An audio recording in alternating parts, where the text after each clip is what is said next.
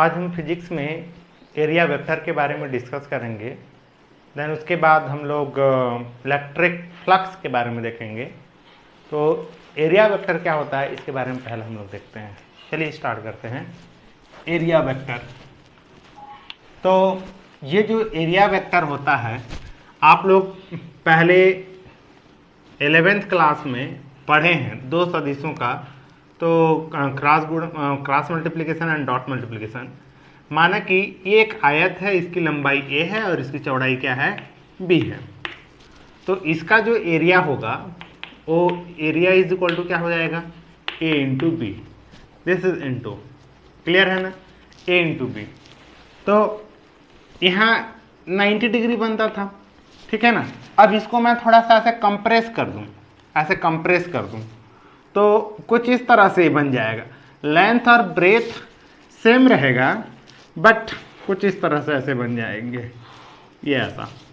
और यहाँ इनके बीच में क्या बन जाएगा, एंगल बनना स्टार्ट हो जाएगा। ओके, ये ए है ना, इस साइड का जो लेंथ है वो ए है और इस साइड का लेंथ जो है वो क्या है, बी है।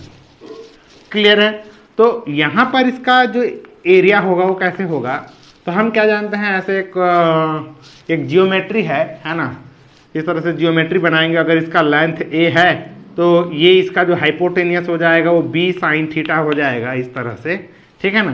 तो यहाँ ए बी और इसको सी मान लें तो ए बी सी, त्रिभुज ए बी सी का क्षेत्रफल क्या हो जाएगा, बोलने से क्या बोलोगे, 1/2 आधार गुणित चाहिए। आधार क्या है, ए, और हाइट क्या बन गया, B sine theta. This is the general mathematics. Okay, ज़्यादा डिटेल नहीं बता रहा हूँ। तो ये त्रिभुज ए बी सी का निकल गया। तो इधर अगर इसको मैं डी मानूँ तो बी डी सी का भी क्षेत्रफल इतना ही होगा। तो अगर 2 का मैं मल्टीप्लाई कर दूँ तो whole A B C D का क्षेत्रफल निकल जाएगा। ओके, तो पूरा ए बी सी डी का क्षेत्रफल क्या हो जाएगा, ए बी सी डी का क्षेत्रफल इज इक्वल टू क्या हो जाएगा, 2 का मल्टीप्लाई करूँगा तो खत्म। तो कहने का मतलब इस सरफेस का जो एरिया है वो क्या हो जाएगा, ए बी साइन थीटा। अगर इनके बीच में अगर 90 डिग्री बन जाए तो यहाँ 90 रखूंगा तो डायरेक्ट क्या आ जाए, ए बी। तो एरिया का जो फार्मूला आया ए बी साइन थीटा हो गया। तो आप पिछले लेक्चर में क्या पढ़े हैं, पिछले लेक्चर 11th में क्या पढ़े हैं, A vector cross B vector is equal to क्या होता है, ए बी साइन थीटा और इंटू एन कैप। कुछ याद आ रहा होगा। तो A vector cross B vector is equal to क्या होता है, इसका मॉड अगर निकालेंगे तो ए बी क्या होता है, साइन थीटा होता है, क्योंकि यूनिट वेक्टर का मॉड 1 होता है।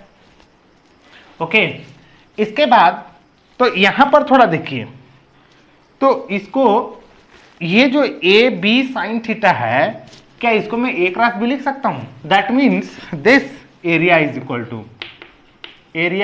टू क्या हो गया, A B, A cross B, है ना, इस तरह से ऐसा। तो अगर इस मॉड को हटाऊंगा तो ये एरिया को, चलिए मैं ए से रिप्रेजेंट करता हूं, तो A vector is equal to क्या हो जाएगा, ए क्रॉस बी। और ए और बी क्या है बोलने से, ये साइड का लेंथ है। तो सुनिए, ध्यान दीजिए, यहां से तो ये समझ में आ गया कि एरिया एक क्या है, vector quantity, but their direction and magnitude क्या होगा उसके बारे में देखिए। तो सुनो, हम डायरेक्शन और मैग्नीट्यूड कैसे फाइंड करते हैं, हम इस तरह से फाइंड करते हैं कि ये वाला राइट हैंडेड रूल, ये ए की ओर जाएगा और बी की ओर इसको कर्व करना है, तो अंगूठा जिधर बढ़ाएगा दैट इज द डायरेक्शन। तो ये क्या हुआ, ए की ओर गए, बी ऐसे था, ऊपर की ओर कर्व किए, अंगूठा किधर आया, बाहर। तो इसका जो एरिया वेक्टर का जो डायरेक्शन होगा वो बाहर होगा। ओके, ये अगर ये कोई एक पृष्ठ है, ये एक सरफेस है, सरफेस, और इस पूरे सरफेस का अगर कोई एक क्षेत्रफल है, लंबाई गुणित चौड़ाई जो करूंगा, है ना, लेंथ इनटू ब्रेथ किया, तो ये एस क्षेत्रफल आया। क्लियर है, यानी क्षेत्रफल, एरिया, ऐसा करो, क्षेत्रफल इज इक्वल टू, क्षेत्रफल ये हो गया एस। क्लियर है, ये परिमाण हो गया। अब इसकी दिशा किधर होगी, मैं बोला था लंबाई, और ये इधर हाथ कर्ल करो, इधर चौड़ाई की ओर, इधर बताया। तो इधर का एक यूनिट वेक्टर होगा ना, इधर ऐसे, तो ये यूनिट वेक्टर को मैं क्या मान लिया, एन कैप। ये हो जाएगा क्षेत्रफल को S सदिश मान लीजिए और S क्या हो गया n कैप। मतलब समझ में आ रहा है, जैसे लंबाई गुणित चौड़ाई क्या है, एक सदिश क्षेत्रफल दे दिया, तो क्षेत्रफल S सदिश और S इंटू n कैप। मतलब क्या हो गया कि अगर ये एक सरफेस है, अरे सरफेस कोई भी डिजाइन का हो, मान लीजिए ये रेक्टेंगल ही शेप का है, तो इस सरफेस का एरिया वेक्टर किधर होगा बोलने से, this is length, this is length हो गया, और इसका ब्रेथ किधर है, ये लेंथ हो गया, ब्रेथ की वजह से कर्ल किया, यानी इसके लंबवत। और आप लोग ये जान रहे हैं कि I cross J is equal to K cap, this is I, this is J, this is K।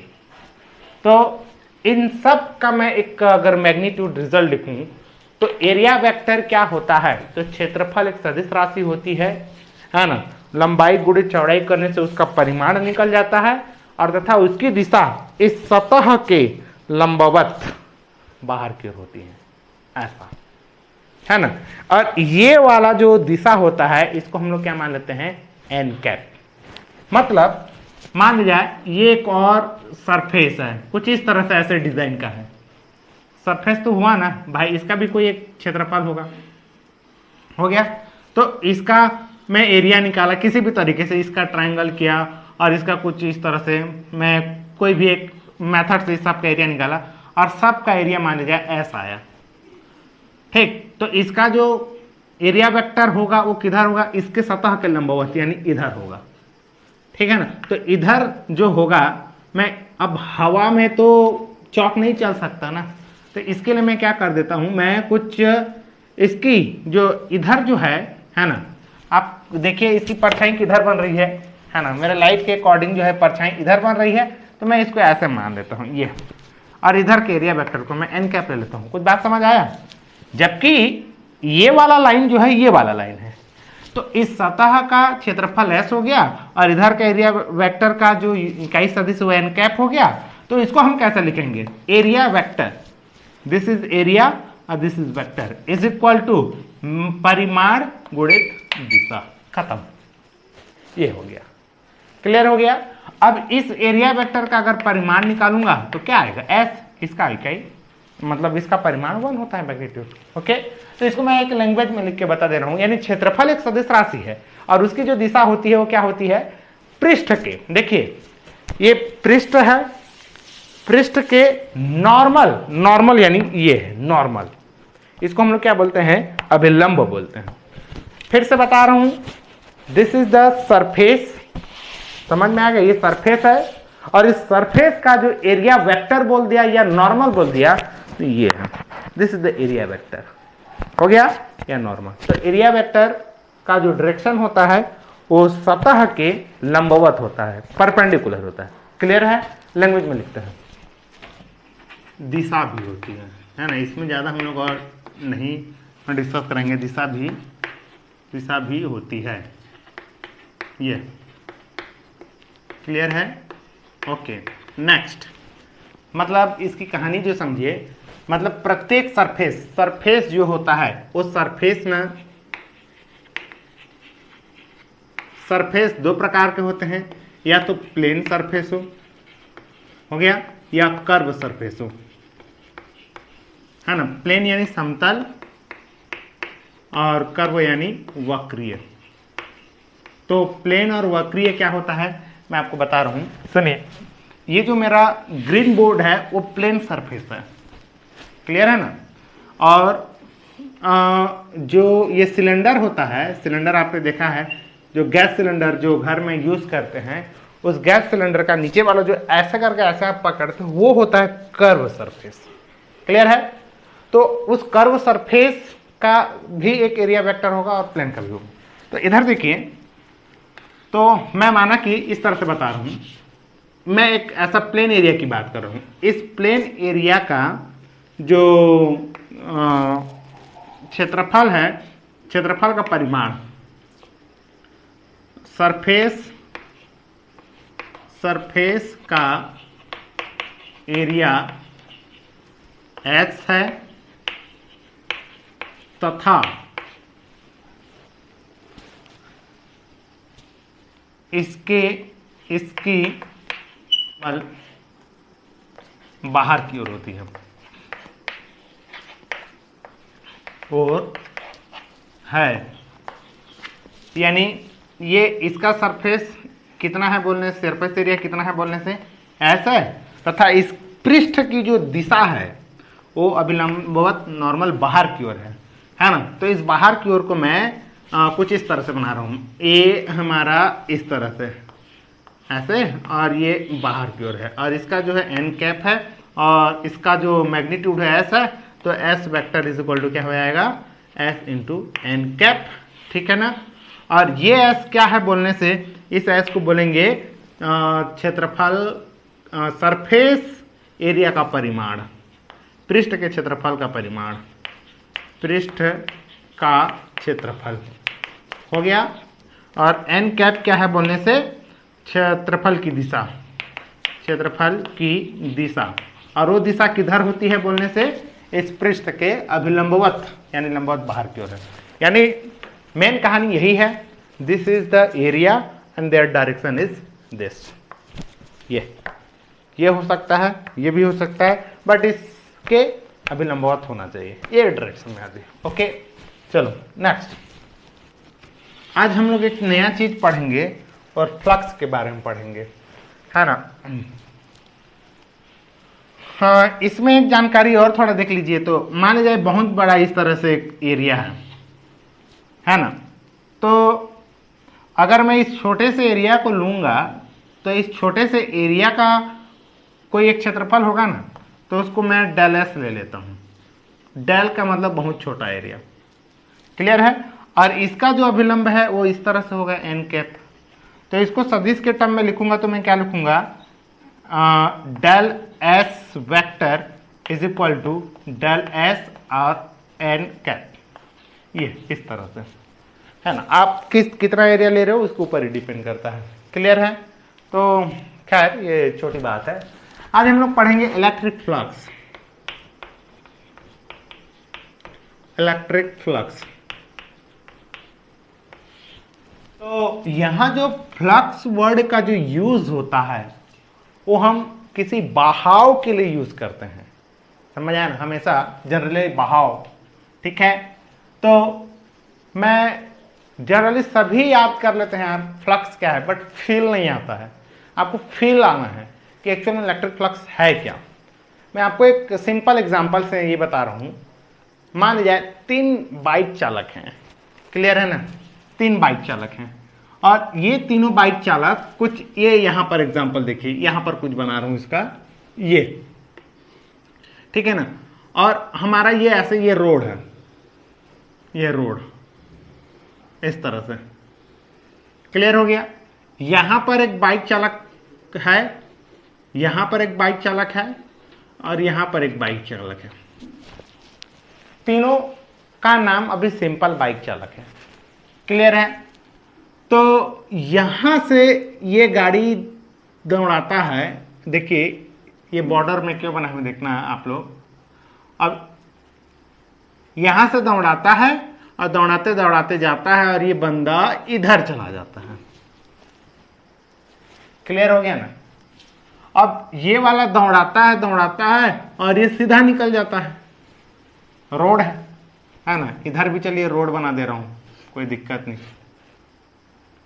ये, और उधर तो ऑलरेडी रोड है ही है नहीं, इधर पूरा रोड ही है, इधर से ऐसे, क्लियर हो गया ना। अब इधर भी रोड है समझिए, लेकिन ये जब बंदा चलाता है ना, ये ऐसे करके यहां जाता है यहां पर, और डायरेक्ट हवा में ऐसे ऐसे चला जाता है। मतलब आप समझिए, ये देखिए ये रोड है, बाइक चलाते चलाते गए और ऐसा, मतलब ये अजूबा हो गया ना। और ऐसा होता भी है, कई बाइक चालक ऐसे होते हैं, है ना। और एक बाइक चालक इधर से गया और इधर चला गया, एक बाइक चालक सीधा निकल गया, एक बाइक चालक गया इसके, तो ये बाइक चालक क्या हुआ, इस सड़क के लंबवत निकल गया ऐसा। तो उस बाइक चालक को आप नॉर्मल बाइक चालक नहीं बोलेंगे, क्या बोलेंगे? उस बाइक चालक का आपने एक नया नाम दे देंगे, स्टंटमैन बोलेंगे। तो बाकी दोनों को स्टंटमैन क्यों नहीं बोला गया? क्योंकि बाकी दोनों में वो क्वालिटी, वो फीचर नहीं था कि उसको हम स्टंटमैन बोले। इसमें वो क्वालिटी था कि यह सड़क के परपेंडिकुलर इस तरह से उड़ा दिया, यानी किसी प्रकार के क्वालिटी शो किया। तो हम यहाँ परपेंडिकुलर की बात करते हैं, उड़ा दिया, that's why their name is the stuntman. Clear है? यानी उस बाइक चालक का हमने एक स्पेशल क्या नाम दे दिया? स्टंटमैन दे दिया। तो कुछ इस तरह से यहां पर भी होता है। मान ली जाए ये जो, हाँ, यहां पर बहुत सारे ऐसे इलेक्ट्रिक फील्ड लाइंस जा रही हैं, ये देखिए ऐसे इलेक्ट्रिक फील्ड लाइंस है, समझ आ गया ना? ये इलेक्ट्रिक फील्ड क्या है? लाइंस है। इसको मैं बहुत सारे एग्जांपल से समझाऊंगा, ध्यान देंगे, है ना? इलेक्ट्रिक फील्ड लाइंस है, दिस इज ए। क्लियर हो गया ना? तो इलेक्ट्रिक फील्ड लाइंस ऐसे ही सीधा श्री राम भगवान के अस्त्र की तरह ऐसे नहीं जाता है, मतलब वो ना, वो 3D है यार, 3D है। ये ऐसे करके इलेक्ट्रिक फील्ड लाइंस ऐसे इतना पैक में भरते हुए जा रहा है, ऐसे करके, ऐसे, और इधर से ऐसे ऐसे, है ना? तो इलेक्ट्रिक फील्ड ऐसे लाइंस अगर जा रही हैं और मैं इस सरफेस को यहां पर ऐसे बीच में रख दिया, ठीक है ना? या फिर ऐसे समझिए, आपके तरफ ऐसे इलेक्ट्रिक फील्ड लाइंस जा रही हैं, एक समान विद्युत क्षेत्र है, और इस सरफेस को मैं ऐसे करके यहां रख दिया। तो इस सरफेस के अभिलंबवत, अभिलंबवत यानी क्षेत्रफल के, ये अभिलंबवत दिशा है, ये ऐसा। तो इस सरफेस के अभिलंबवत ये हो गया। तो इस सरफेस के अभिलंबवत में जितने भी इलेक्ट्रिक फील्ड लाइन पार होंगी, उस इलेक्ट्रिक फील्ड लाइंस को हम लोग ना इलेक्ट्रिक फ्लक्स बोलेंगे। क्लियर हो गया ना? और वो फ्लक्स कितना होगा, यानी आप उसको फिर से मैं एक एग्जांपल बताऊंगा, फिर से ध्यान से सुनिए। मान लीजिए यहां पर एक रूम है ना? ये क्या है? रूम है। तो इस रूम में ना यहां पर एक खिड़की लगा हुआ है, विंडोज, इस तरह से, और इधर से हवा आना है, हवा। तो हम अंदर में कितना हवा आ रहा है हम उसको पकड़ना चाहते हैं, उसको क्वांटिटी को काउंटिंग करना चाहते हैं। तो हवा का जो क्वांटिटी है, हवा की मात्रा की क्या है? मात्रा किस पर डिपेंड करेगा? तो देखिए, स्पीड ऑफ एयर, यानी हवा कितना फास्ट से आ रहा है। तो कितना फास्ट से आ रहा है उस स्पीड को मैं इंटेंसिटी, तीव्रता बोल दे रहा हूं। Okay, intensity, intensity of air. और साथ ही साथ इस विंडो का एरिया कितना है, तो इनटू एरिया। अच्छा, इनटू एरिया क्या क्यों बोल दिया? यूनिट एरिया में इतना इंटेंसिटी, जिसका इंटेंसिटी, हवा का इंटेंसिटी जितना रहेगा उतना आएगा यूनिट एरिया में। तो 2 यूनिट एरिया में 2 का मल्टीप्लाई हो जाएगा इंटेंसिटी से, तो एरिया यूनिट में कितना हो जाएगा? तो एरिया का मतलब खिड़की का एरिया जितना बड़ा रहेगा उतना हवा आएगा, और हवा की स्पीड कितनी है उस हिसाब से अंदर में आएगा। तो यहां पर हवा जाके अब क्या हो गया? यहां पर अब कैद हो गया, एक सिंपल एक कैद हो गया। तो इस विंडो के पहले के हवा का एक डायरेक्शन था, और उसके बाद इस एरिया से पार होने के बाद वो एक सिंपल हमारे लिए क्या हो गया? क्वांटिटी हो गया। मतलब ये only for quantity, only for magnitude, not a direction, this is the magnitude. तो ये क्या हो जाएगा? स्केलर प्रोडक्ट, स्केलर क्वांटिटी अंदर वाला। और इस केस में ये क्या हो गया? वेक्टर हो गया, क्योंकि हवा का मैग्नीट्यूड भी है, एक वेलोसिटी भी है, प्लस डायरेक्शन भी है। चलिए एक चीज और देखिए, यहां पर ये पानी का फ्लो है, ये पानी का फ्लो है, इसमें पानी इस तरह से जा रहा है, इस तरह से ऐसे करके पानी फ्लो हो रहा है, ठीक है ना? एक पाइप में इस तरह से ऐसे पानी जा रहा है और जा रहा है, और ना मैं एक छोटा सा रिंग यानी एक ऐसा एक चकती जैसा, ऐसे गोल, एक ऐसा गोल चकती इस गोल चकती को ऐसे लाया और इसके बीच में ऐसे करके डाल दिया, और उस गोल चकती में ना क्या है जान रहे हो, छोटे छोटे छेद हैं ऐसे, मतलब वो छोटे छोटे छेद तो मतलब ये ऐसे ऐसे, क्लियर है, ऐसे छोटे छोटे छेद हैं ऐसा। तो उस गोल चकती को ना मैं इसके बीच में ऐसे रखा, तो उस गोल चकती में क्या हो गया, उस छेद में पानी जो है निकलेगा और बढ़िया डिजाइन से निकलेगा। तो 1 सेकंड में उस छेद में कितना पानी निकला। अब इधर एक बकेट लगा दूं, ऐसा करके एक बकेट लगा दो, इस बकेट में पानी भर रहा है, ओके, समझ आ रहा है। फिर से इधर से पानी की स्पीड को मैं बढ़ा दिया और वो छेद है उतना ही छेद है, तो इधर से हाई फास्ट में निकलेगा, यानी बकेट में बहुत जल्दी पानी भरेगा। दूसरी बात, अब इसमें छेदों की संख्याओं को मैं बढ़ा दिया, यानी पानी जाने के लिए ज्यादा एरिया कर दिया, ठीक है ना, और उसी में फिर रखा, तो 1 सेकंड में कुछ ज्यादा पानी भरेगा, ठीक। अगर उसको ऐसे टिल्ड करके, पहले क्या किया था, उस सर्कल को मैं यहां पर इस तरह से, एक सर्कल इस तरह से दिख नहीं रहा है आप लोगों को, है ना, इस सर्कल को ऐसे सीधा डाला था, अब उसको ऐसे थोड़ा ऐसे बैंड करके डालूंगा और पानी जाएगा, तो कुछ पानी ऐसे उसमें पड़ेगा तो निकलेगा, तो वही पानी हमारे बकेट में स्टोर होगा। वही पानी जो बकेट में स्टोर होता है उसको हम लोग फ्लक्स बोलेंगे। कहने का मतलब कि अगर फ्लक्स का जो डेफिनेशन होता है वो एरिया के ऊपर डिपेंड करेगा, ठीक। माना कि ये इलेक्ट्रिक है, अब यहां पर मैं कुछ एरिया, एक एरिया वेक्टर है, कोई एक सरफेस है, कोई एक पृष्ठ है, और इस पृष्ठ में ये जो भी निकला, समझ आया ना, जो भी इलेक्ट्रिक फील्ड, इलेक्ट्रिक इंटेंसिटी पास हुआ, उसको मैं इस क्षेत्र के लिए इलेक्ट्रिक फ्लक्स बोलूंगा। अब मान लीजिए यहां पर एक मैं छोटा सा एरिया लगाया और इसमें इलेक्ट्रिक फील्ड जो पास हुआ, तो इसको मैं ना इलेक्ट्रिक फ्लक्स बोलूंगा, लेकिन किस क्षेत्र के लिए, इस क्षेत्र के लिए, समझ आ गया।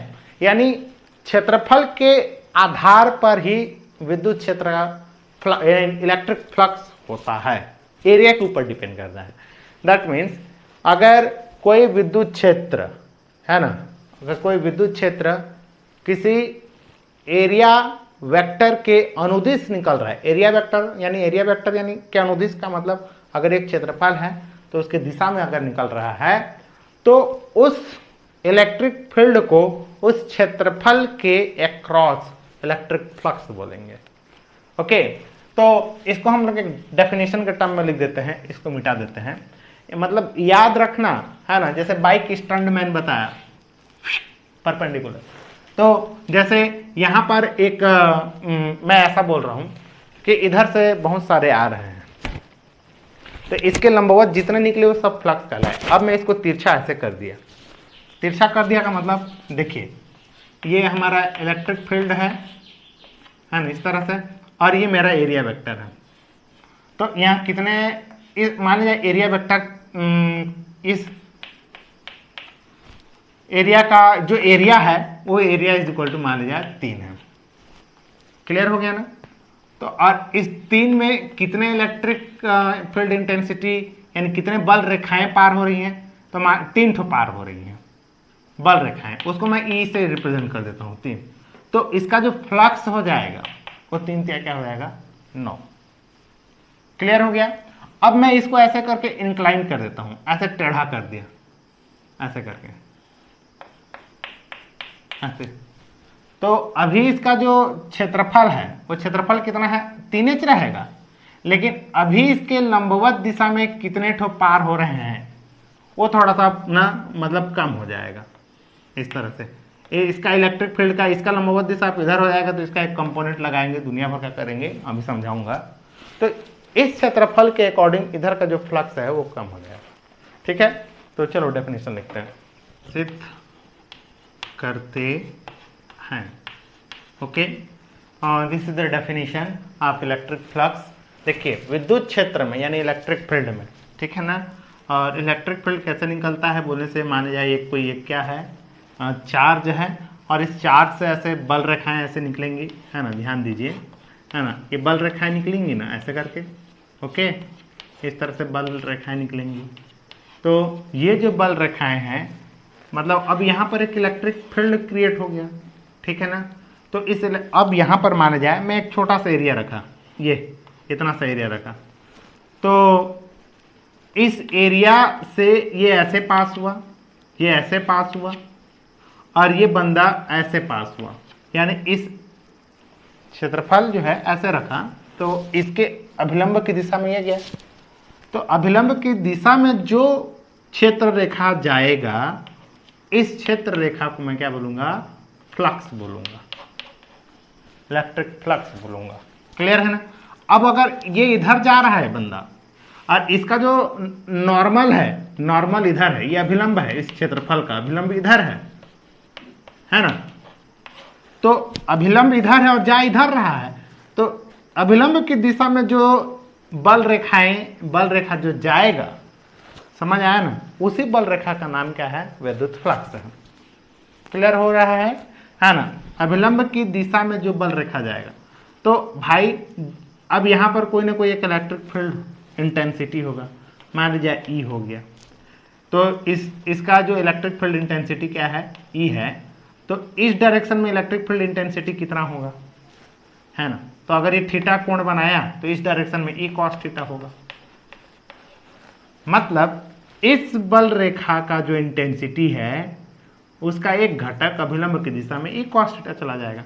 तो ये E cos theta into area क्या हो जाएगा, उसका इलेक्ट्रिक फ्लक्स। तो खैर कोई दिक्कत नहीं, अभी देखिए और समझ में आएगा। Phi E is equal to क्या हो जाएगा, electric flux is equal to क्या हो जाएगा, electric field intensity into area. समझे, ये हमारा क्या है, फॉर्मूला है, electric field intensity into area. Okay. अगर मैं इलेक्ट्रिक फील्ड इंटेंसिटी लिख रहा हूं, अच्छा एरिया को चलिए एस सरफेस एरिया लिख दे रहा हूं, ये ज़्यादा अच्छा रहेगा, कोई दिक्कत नहीं है। और यहां पर अगर मैं सरफेस एरिया को छोटा सा लेता हूं डेल, तो मुझे यहां पर फ्लक्स भी थोड़ा सा मिलेगा। लिखने का तरीका आप ध्यान दीजिएगा, यहां पर मैं फुल सरफेस एरिया लिया, फुल फ्लक्स मिला, छोटा सा सरफेस एरिया लिया, छोटा फ्लक्स मिला। यानी ये बात समझ में आ रहा है। आगे मान लीजिए ये एक सरफेस है, और इस सरफेस का जो नॉर्मल होगा वो इधर होगा, है ना, ये एस वेक्टर हो गया, ठीक है ना। और इधर से एक इलेक्ट्रिक फील्ड ई आ रहा है, ये इलेक्ट्रिक फील्ड ई है, जिसकी इंटेंसिटी क्या है, ई है। तो उस फ्लक्स बराबर क्या होगा बोलने से मैं अभी लिख दिया, flux E is equal to E into S. अब प्रॉब्लम यह है कि सरफेस ऐसा ही है, लेकिन ना ये विद्युत क्षेत्र ऐसे निकल रहा है, ये ई ऐसे निकल रहा है, ऐसे, मतलब इसमें और है बोलिए तो ऐसे यूनिफॉर्म इलेक्ट्रिक फील्ड, ठीक है ना। और इसका जो नॉर्मल का डायरेक्शन है, मैं तो बोला था सरफेस का क्या होता है, लंबवत होता है, तो इधर लंबवत है एस का। तो इधर देखिए सतह के अभिलंबवत और इलेक्ट्रिक फील्ड के बीच में क्या बन गया, एंगल बन गया, कोण। तो इस ई का कितना, जैसे अगर ये 100% पावर है, तो 100% पावर का कितना भाग इधर प्रभावित कर रहा होगा। तो इसका कंपोनेंट में तोड़ देते हैं, तो इधर कौन सा लैंग्वेज में आएगा, क्योंकि ये क्या हो गया, कोण बन गया, कोण के सामने वाला लंब होता है, लंब ये आधार होगा और ये हाइपोटेनियस हो जाएगा। तो आधार और कर्ण के संबंधित फार्मूला कॉस थीटा होता है, तो ये वाला क्या हो जाएगा, ई कॉस थीटा। देखिए कई बच्चे इसका मतलब नहीं समझते हैं यार, ये देखिए इधर सुनिए कि मान लीजिए ये जो है आपका 5 है, ये वाला लंबाई, और इसके साथ थीटा बना रहा है ना। तो अगर इसको हम लोग ब्रेक करेंगे तो ये 4 हो जाएगा, ये 3 हो जाएगा, क्योंकि 4 चौक 16 और 3 तिया 9, 16 प्लस 3 कितना हो जाएगा, 9, 25 और 25 का वर्गमूल 5, मतलब 5। अगर इस डायरेक्शन का इलेक्ट्रिक फील्ड इंटेंसिटी अगर क्या है 5 है, तो थीटा कोण अगर इधर बना रहा है तो इधर का इलेक्ट्रिक फील्ड इंटेंसिटी 4 हो जाएगा, यानी पूरा 5 नहीं पड़ेगा, 4 हो जाएगा। और आप सोच रहे होंगे ये 3 और ये 5 वो एंगल के ऊपर डिपेंड होगा, तो उतना अभी मैथ्स नहीं पढ़ा रहा हूँ, दैट्स वाई उतना डिटेल नहीं बता रहा हूँ। तो इसका कुछ हिस्सा इधर आ जाएगा। तो अब यहाँ पर भी वही कहानी है, इधर इसका एफ है और ये ई है, ये भी थीटा कोण बना रहा है, तो इसका कंपोनेंट भी इधर ही कॉस थीटा हो जाएगा। तो यहाँ फ्लक्स बराबर क्या हो जाएगा, तो सरफेस एरिया इनटू क्षेत्रफल के अनुदिश बल रेखाएं ई कॉस थीटा, ये हो गया। आप पिछले क्लास लेक्चर में ये भी पढ़े हैं, A vector dot B vector is equal to A B क्या होता है, कॉस थीटा होता है। उसी का हम लोग फार्मूला यहाँ यूज करते हैं। तो phi E is equal to क्या हो जाएगा, E vector cross S vector. देखिए क्योंकि इसको हम लोग ई एस कॉस थीटा लिख सकते हैं, जहाँ थीटा क्या है बोलने से क्या बोलोगे, अब सरफेस पृष्ठ के अभिलंब, पृष्ठ के अभिलंब तथा ई के मध्य कोण है, मध्य कोण, याद रखें। हो गया। तो ये फ्लक्स कैसा हो गया, इसको हम लोग बोलते हैं दो सदिश का अदिश गुणनफल। तो ये अदिश राशि हो जाएगा, ई भी सदिश है और एस भी सदिश है, और सदिश सदिश का डॉट प्रोडक्ट है, और डॉट प्रोडक्ट अदिश राशि देता है, यानी विद्युत फ्लक्स क्या हो गया, अदिश राशि हो गया।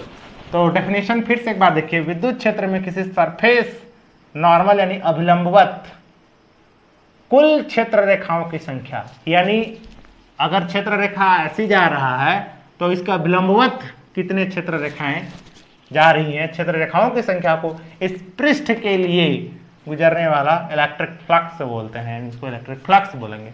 तो अगर यूनिट एरिया में अगर ई इलेक्ट्रिक लाइंस गुजर रही हैं तो एस एरिया में कुल कितना होगा, तो उसका मल्टीप्लाई हो जाएगा, इसलिए इसको मैं मल्टीप्लाई किया हूं। ठीक है, चलिए आगे होता है, और phi E is equal to क्या हो जाएगा, ई एंड डॉट एस, है ना, ये ठीक है ना, अदिश गुणनफल बोलते हैं ना इसको। ठीक है, ये दूसरा परिभाषा हो गया। चलिए स्थितियां देखते हैं। स्थिति नंबर 1, तो याद रखिए ये इलेक्ट्रिक फील्ड का डायरेक्शन है, और मैं एक इस तरह से ऐसे बना रहा हूँ एक क्षेत्रफल, तो इसका नॉर्मल की दिशा किधर हो जाएगा, इधर हो जाएगा एस। तो यहाँ इनके बीच में थीटा कितना बन रहा है, 0 डिग्री, क्योंकि अभिलंबवत इधर है और इधर है। देखिए दो एंगल होते हैं, इस एंगल को समझना आपको बहुत जरूरी है। इधर देखिए, ये मेरा, ये जो है इलेक्ट्रिक फील्ड है ये, और ये मेरा नॉर्मल है, और नॉर्मल की दिशा तो ऐसे होगा ही होगा, और इलेक्ट्रिक फील्ड की दिशा इधर होगा। तो यहाँ दो, तो वो थीटा एंगल कौन सा है, अभिलंब तथा इलेक्ट्रिक फील्ड की दिशा में। तो ये इलेक्ट्रिक फील्ड, ये अभिलंब, दोनों एक दूसरे के क्या है, समांतर हैं, तो 0 डिग्री बन जाएगा। दूसरा, अभिलंब को हटा दिया, ये क्या है, पृष्ठ, और ये इलेक्ट्रिक फील्ड। तो पृष्ठ और इलेक्ट्रिक फील्ड के बीच में कितना डिग्री बन रहा है बोलने से, 90। तो यहां पर लैंग्वेज को ध्यान देंगे, यदि विद्युत क्षेत्र ई और पृष्ठ के बीच में बनने यदि विद्युत क्षेत्र ई पृष्ठ के साथ परपेंडिकुलर है तो थीटा क्या होगा, 0 डिग्री। यहां परपेंडिकुलर बोला जरूर हूं, तो 90 आप नहीं सोचेंगे, क्योंकि थीटा किसके बीच का कोण है, थीटा इलेक्ट्रिक फील्ड और नॉर्मल के बीच का कोण। समझ आया, उसको हमको लेना है ना। तो क्वेश्चन ऐसा भी बोल सकता है ना कि इलेक्ट्रिक फील्ड सरफेस के साथ लंबवत बना रहा है तो थीटा क्या होगा, तो थीटा तो हमको इससे मेजर करना है, इसी से। नेक्स्ट, अगर इलेक्ट्रिक फील्ड इस तरह से है, इलेक्ट्रिक फील्ड ऐसे जा रहा है और इसका अभिलंब ऐसे है, तो यहां पर कितना बन रहा है, 90। इलेक्ट्रिक फील्ड और अभिलंब के बीच में 90 डिग्री बन रहा है। लेकिन मैं इसको कैसे बोलूंगा, लैंग्वेज देखिए, सतह और इलेक्ट्रिक फील्ड एक दूसरे के क्या है, समांतर है, तो थीटा कितना होगा, 90 होगा। ओके चलिए, तो यहां पर क्या समझ में आया, अगर थीटा इज इक्वल टू 0 है तो इलेक्ट्रिक फील्ड सतह के साथ कितना डिग्री बना रहा है, 90। समझ आ गया ना, मतलब ई के क्या है, लंबवत है, परपेंडिकुलर है। तो यानी समझ में आ गया ना, ये हमारा इलेक्ट्रिक फील्ड है और इस सरफेस का अभिलंब इधर होगा, तो पृष्ठ के साथ बोलने से अब मैं बता दिया ये 90 डिग्री हो जाएगा। और थीटा किसके बीच क्या लेते हैं, ई एंड एस, थीटा याद रखेंगे। तो यहाँ फाई का फॉर्मूला क्या हो जाएगा यार, ई एस कॉस थीटा होता है, और कॉस थीटा की जगह में 0, तो फाई इज इक्वल टू क्या हो जाएगा, कॉस 0 का वैल्यू 1 यानी ई एस, और कॉस का वैल्यू 1 अधिकतम होता है इसलिए मैक्स मिलेगा, मैक्स ई इंटू एस। उस क्षेत्रफल के प्रति हमको अधिकतम इलेक्ट्रिक फील्ड मिलेगा। सेकंड नंबर, यदि पृष्ठ तथा ई समांतर है, समांतर यानी पैरेलल हैं, तो थीटा इज इक्वल टू 90 होगा। कैसे, ये मेरा पृष्ठ है और ई ऐसे जा रहा है, यानी ये मेरा पृष्ठ है और ई ऐसे जा रहा है, तो पृष्ठ और ई समांतर हो गए, तो इसका विलंब इधर होगा, तो 90 बना ना, तो phi E is equal to क्या हो जाएगा, ई एस कॉस क्या हो जाएगा 90, तो यहाँ फाई ई क्या हो जाएगा 0।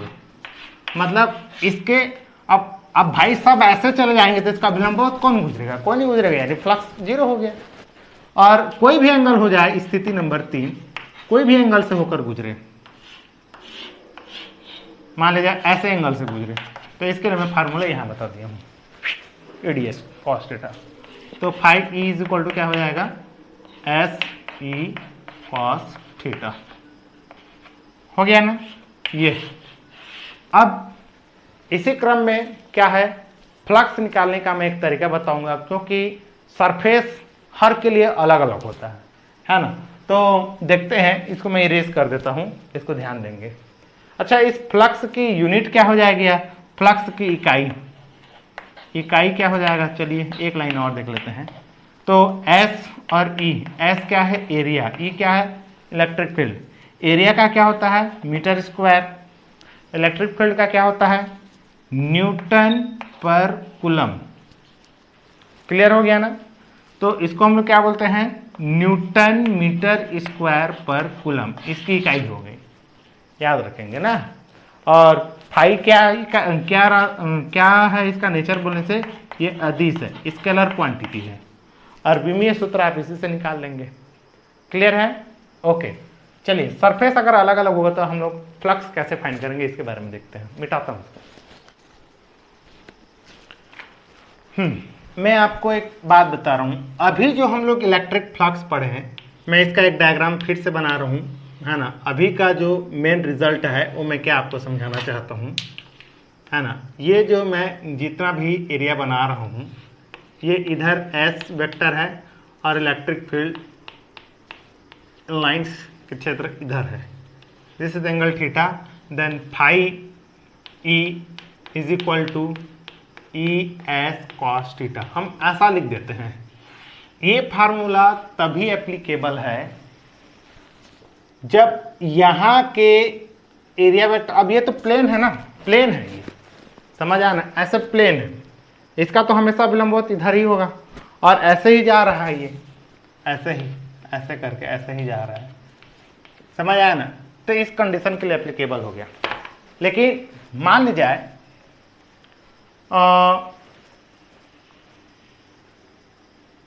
मैं इस तरह से, कुछ इस तरह से ऐसे बनाया, ये है ऐसे उबड़ खाबड़, इस तरह से ऐसे करके, क्लियर है ना। तो यहां का जो है सरफेस एरिया ये इधर हो गया, लेकिन इसका सरफेस एरिया का डायरेक्शन इधर हो गया, इसका सरफेस एरिया का डायरेक्शन इधर हो गया, यानी इस सतह का लंबवत इधर हो गया, इस सतह का अभिलंबवत इधर हो गया, इस सतह का अभिलंबवत इधर हो गया। यानी बात समझ में आ रहा है? तो इधर देखिए, मान लीजिए ये वाला एरिया जो है ds मान देता हूं, तो ये ds1 एरिया हो जाएगा, इसको मैं ds2 मान देता हूं, ds2 मान देता हूं, है ना। और ये क्या है? ds3, क्लियर है? ds4, और यहां से इलेक्ट्रिक फील्ड लाइंस गुजर रही हैं। तो मान जाए इलेक्ट्रिक फील्ड लाइंस कुछ इस डायरेक्शन में ऐसे गुजर रही है, सबके लिए ऐसे ऐसे ऐसे करके ऐसे गुजर रही है। तो देखिए यहां से ये इलेक्ट्रिक फील्ड लाइंस इधर हो गया, तो इसके साथ ये एंगल कुछ अलग बनाया, ये ई। तो इस एरिया के लिए फ्लक्स क्या हो जाएगा बोलने से मैं लिखूंगा कि ई हो गया ds1 और क्या है? cos थीटा, है ना। इसके लिए क्या बन गया? d∅1 मिल गया। यानी इस सरफेस के लिए अगर एक समान विद्युत क्षेत्र अगर ऐसे है तो ये d∅ हो गया। तो हमको जो फ्लक्स निकालना है पूरे सरफेस के लिए निकालना है ना, इस सतह के लिए इलेक्ट्रिक फ्लक्स कितना होगा, तो मैं यहां के लिए निकाल डाला, फिर इसके जस्ट बगल के लिए निकालूंगा ऐसे ही करके। तो मैं यहां पर कुछ आता हूं, तो मैं इस तरह से यहां पर इलेक्ट्रिक फील्ड है क्योंकि इस डायरेक्शन में जा रहा है, तो ये मान लीजिए θ2 एंगल बनाया, तो यहां पर d∅ क्या हो जाएगा? d∅2 इज इक्वल टू, क्योंकि एक समान इलेक्ट्रिक फील्ड है तो ई हो जाएगा, और ये ds2 और ये cos क्या हो जाएगा? θ2 हो जाएगा। अगर ये θ1 बनाया है ना, तो इसको मैं θ1 बनाऊंगा। यानी कुछ समझ आ रहा है?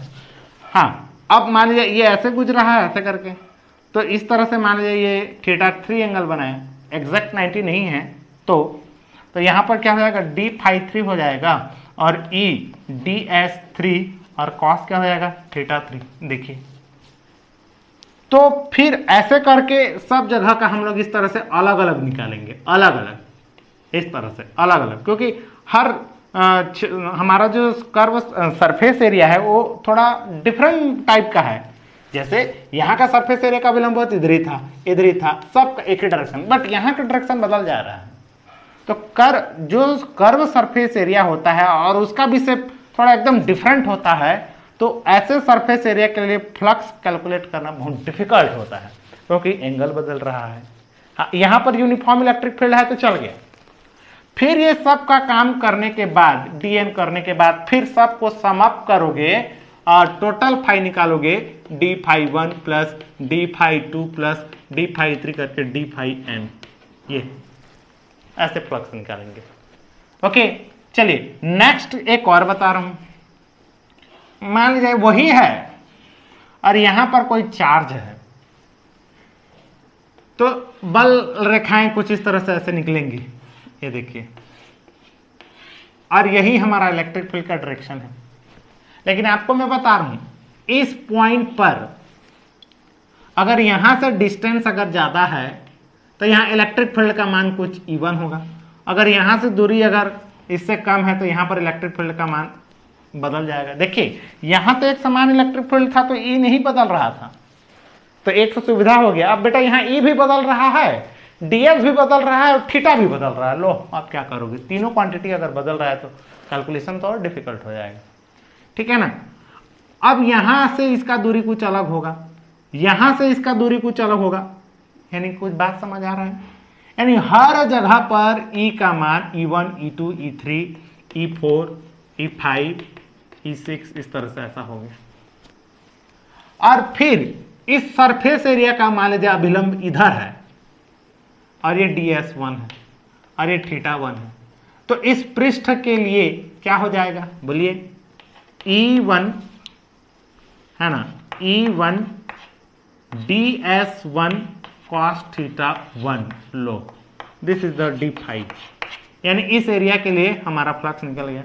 चलिए अब ये वाला एरिया के लिए हमारा ds3 इधर है और इलेक्ट्रिक फील्ड का डायरेक्शन इधर है E3, इनके बीच में मान लीजिए θ3 बना, तो यहां पर क्या हो जाएगा, D phi 3 is equal to E3 DS3 और यहां क्या हुआ cos थीटा 3, इस तरह से। यानी हर जगह का आपको अलग अलग कैलकुलेट करना पड़ेगा और सबको सम अप करना पड़ेगा, तब इस सरफेस के लिए टोटल क्या निकलेगा, इलेक्ट्रिक फ्लक्स निकलेगा। ओके ओके, चलिए एक डायग्राम और देखते हैं।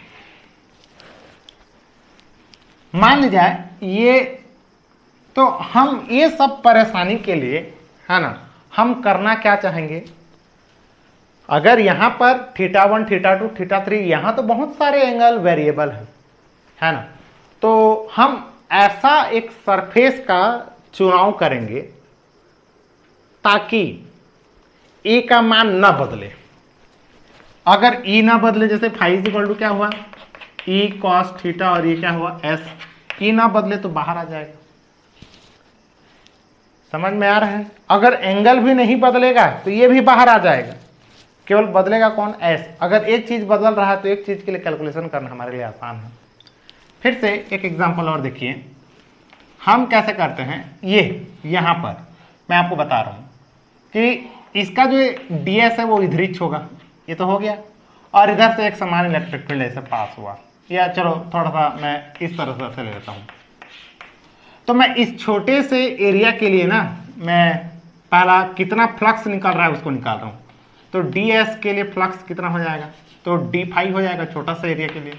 तो ये e ds और ये क्या हुआ cos थीटा, क्योंकि e इधर है और थीटा क्या है, इधर है। तो पूरे संपूर्ण पृष्ठ के लिए निकालना है तो मैं क्या करूंगा, तो फिर से छोटा के लिए यहां पर लूंगा। तो इसका भी ds इधर है, e इधर है, थीटा वही है। समझ आ गया ना? तो अगर सब जगह अगर ds का डायरेक्शन उधर है और e के बीच में एंगल वही बन रहा है, तो चुपचाप क्या कर दीजिए, इंटीग्रेट कर दीजिए। तो ये बन जाएगा टोटल फ्लक्स, और यहां पर e कांस्टेंट है, बाहर निकल जाएगा, और cos थीटा एंगल भी सेम हो रहा है, ये भी बाहर निकल जाएगा। केवल ds के प्रति आपको क्या करना पड़ेगा, समाकलन। समझ आ गया ना? एक तरीका समझ में आ रहा है? हमको फ्लक्स कैलकुलेट करना है तो हम कोशिश करें कि e और थीटा तो कम से कम ज्यादा से ज्यादा इक्वल हो जाए। अच्छा मान लीजिए ऐसा है, एक सिलेंड्रिकल है ये, और e ऐसे निकल रहा है, ये e का डायरेक्शन है, एक समान है।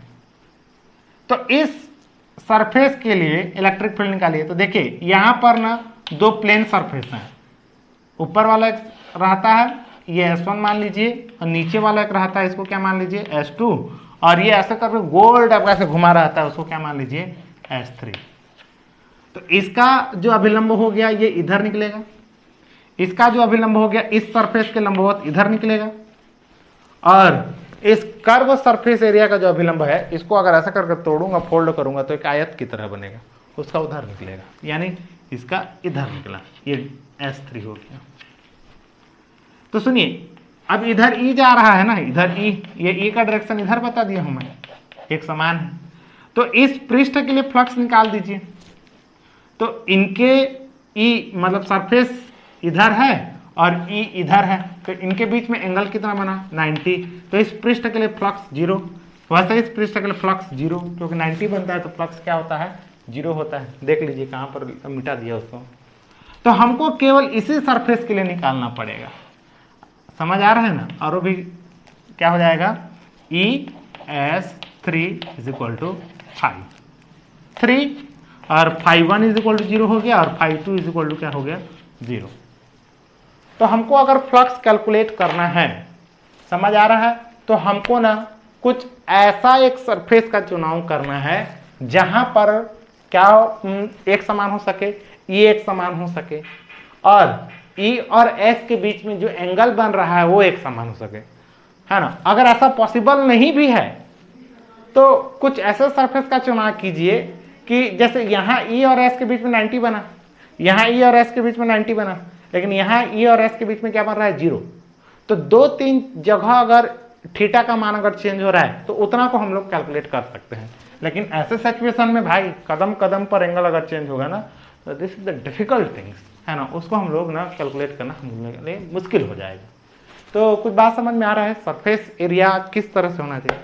एक छोटा सा और, क्लोज सरफेस क्या होता है ना, बंद पृष्ठ क्या होता है, इसके बारे में थोड़ा देख लीजिए, फिर आज के लिए बंद करेंगे। बंद पृष्ठ, क्लोज सरफेस। तो क्लोज सरफेस उसको बोलेंगे, जैसे यहां पर एक लाइट जला दीजिए, एक लाइट बल्ब, तो बाहर एक फुटबॉल के अंदर में एक लाइट, एक बल्ब को वायर से ऐसे अंदर में डाल के जला दीजिए और वायर को पैक कर दीजिए। बल्ब जल रहा है लेकिन आपको बाहर एक ठो भी अगर रोशनी दिखाई नहीं दे रहा है तो उसको हम लोग बोलेंगे क्लोज सरफेस बोलेंगे। और अगर यहां से अगर सुई से अगर इसको छेद कर देंगे तो यहां से रोशनी अगर बाहर निकल जाएगी ना तो इसको क्लोज सरफेस हम लोग नहीं बोलेंगे। क्लियर हो गया। तो क्लोज सरफेस के लिए अगर आपको बोला जाए फ्लक्स कैसे कैलकुलेट करोगे तो वही है, तो माना कि अंदर में कोई चार्ज है और यहां से इलेक्ट्रिक फील्ड लाइन्स ऐसे निकल रही हैं, ऐसे करके ध्यान दीजिए, ऐसे करके ऐसे निकल रही हैं, तो इसका एरिया एक वेक्टर इधर होगा, इधर ईच होगा, इसका भी एरिया वेक्टर इधर होगा, इधर भी, मतलब थीटा इज इक्वल टू क्या हो गया 0। तो इस जगह के लिए क्या हो जाएगा ds e cos 0, इस जगह के लिए क्या हो जाएगा e ds cos 0। समझ आ गया। तो मैं सबको जोड़ूंगा ना, तो सबको जोड़ूंगा तो ये क्या हो जाएगा d फाई, ये d फाई, क्योंकि यहां पर e और क्योंकि एक सरफेस स्फीयर है तो स्फीयर के लिए e, और अगर सेंटर में है चार्ज तो ds और e सेम होता है, बाद में फ्यूचर में देखेंगे कि कैसे होता है। तो फिर सब के लिए अगर इस तरह से ऐसे निकालेंगे ना तो उसको हम लोग क्या कर देंगे इंटीग्रेट।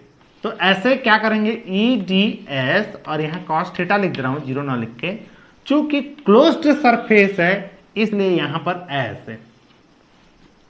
हाँ, अगर इस तरह से खुला रहता और इधर ई है, सॉरी इधर डी एस है और इधर ई है, तो मैं अगर इसको अगर इंटीग्रेट करता ना तो E vector dot D S vector करता, अगर वेक्टर को हटा दो कास्ट थीटा होता तो ये टोटल फाई देता है ना। लेकिन यहां पर मैं क्लोज सरफेस का सिंबल नहीं, क्योंकि ये क्लोज सरफेस नहीं है, क्लोज सरफेस ये है घेरा हुआ पूरा चारों तरफ से बंद हो। तो एक उसका भी देखिए क्यूब का कैसे होता है। एक क्यूब है, क्यूब या क्यूबॉइड बनाते हैं, चलिए क्यूबॉइड, ये ऐसा क्यूबॉइड बनाते हैं। तो इस क्यूबॉइड में देखिए सरफेस S1 S2 S3 मतलब 6 सरफेस हैं। तो इधर के लिए मैं फार्मूला लिख रहा हूं ई डी एस 1, चलिए ऐसा लिख दिया। तो मुझे इधर के लिए क्या मिल गया फ्लक्स मिल गया फर्स्ट सरफेस के लिए। तो सेकंड सरफेस के लिए फाई 2 उधर के लिए, तो क्या करूंगा अगर एक समान विद्युत क्षेत्र है तो ए को कांस्टेंट कर देता हूं इस तरह से, ऐसा सेकंड के लिए मिल गया।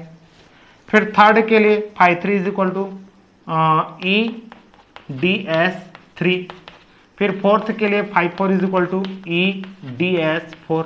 समझ आ रहा है। अब इस तरह से अगर सबको ऐड कर दें तो इस सरफेस के लिए पूरा निकल जाएगा, और चूंकि ये सरफेस क्लोज्ड है तो मैं इसको ऐसा लिखूंगा, देखिए क्या लिखूंगा total phi is equal to closed integration of E D S. अब इस ई डी एस को अगर तोड़ूंगा तो इसका मीनिंग क्या है, देखिए पहला ई डी एस 1 हो गया प्लस ई डी एस 2 प्लस ई डी एस 3। इसका मतलब फिर ऐसे टुकड़ा में तोड़ देंगे, यानी क्लोज्ड रहेगा तो ऐसे एक सर्कल डाल देना। तो ये हो गया इलेक्ट्रिक फ्लक्स। और इलेक्ट्रिक फ्लक्स कैलकुलेट करने के लिए हमको सरफेस को ऐसा चयन करना है ताकि ई और थीटा का मान चेंज न हो, है ना। फ्यूचर में इसको ध्यान देंगे, क्लास में पढ़ेंगे तो काम आएगा। ओके।